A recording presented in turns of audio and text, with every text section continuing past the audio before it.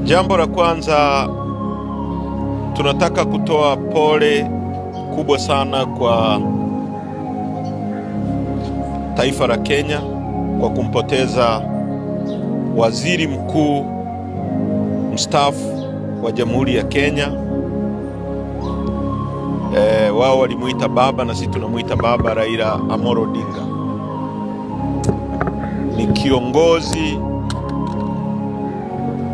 wa siasa za mageuzi na vyama vingi Afrika.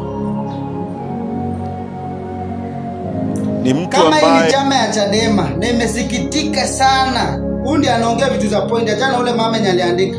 Huyu umejua ni mtu wa Chama cha Mapinduzi. Huyu ni mtu anajua mambo ya siasa.